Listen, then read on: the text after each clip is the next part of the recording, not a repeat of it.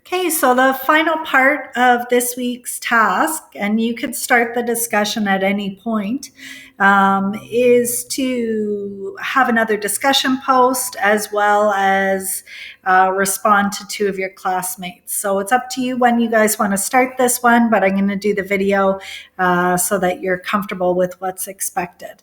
So what do you need to do? One, throw it in your ePortfolio. And two, post a new thread in the discussion area once you're ready. So what is this week's discussion?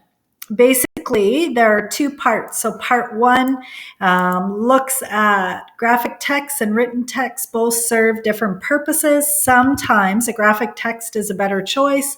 Sometimes a written text is a better choice. Share what you think a graphic text does a better job at than a written text, and consider how various features and structures of the text, both written and graphic, help you to make sense of ideas and information. So think about why would you do a graphic text versus why might you write something that's bigger and longer? What's appealing about this format in terms of being pictures?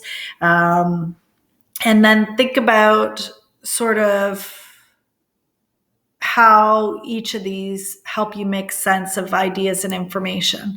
So if we go back up here, I actually think there's some good information right back in here. So that could help you. So, a graphic text may have lots of labels, and each of the labels have a purpose.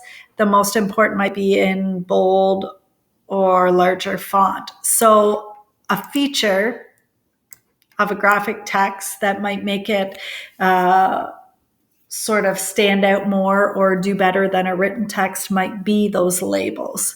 So you could kind of pull some examples from here. So the use of colors and symbols help to identify important words. So maybe if you're reading something that was just a long drawn out essay, you wouldn't have that same visual experience that comes with the colors and comes with the different text.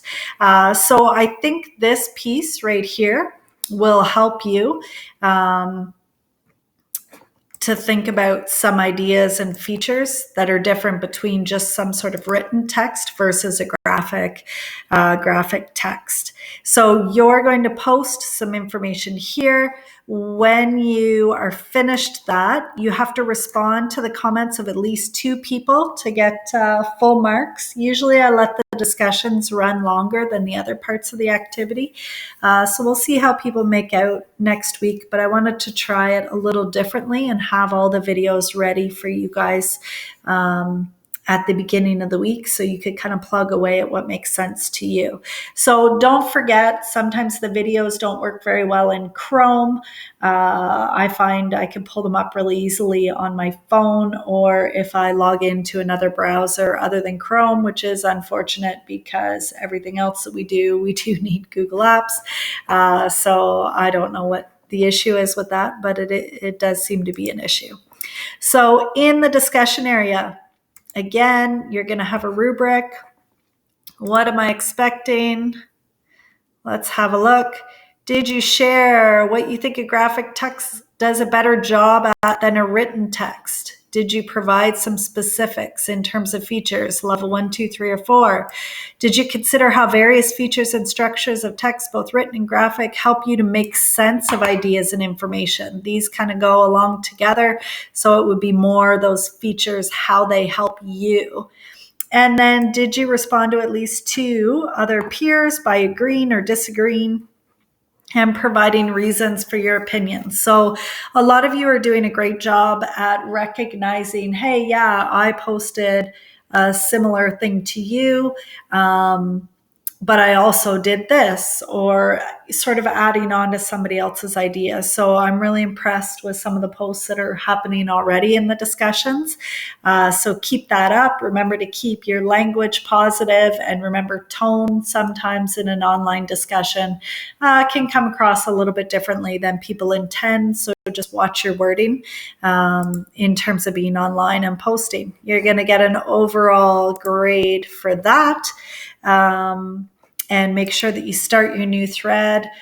I really like that everybody's putting their name in the thread. So Miss Allison's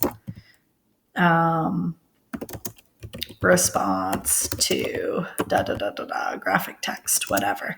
So I like that people are doing that. I want you guys to stick with that format. And that's basically everything that's needed for the discussion this week.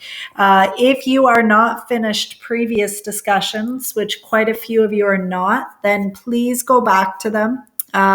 Some of you need to check your grades. I have given you grades if you've just posted your response, but if you don't respond on somebody else's, then you don't get your full marks, and it's pretty easy to respond on somebody else's.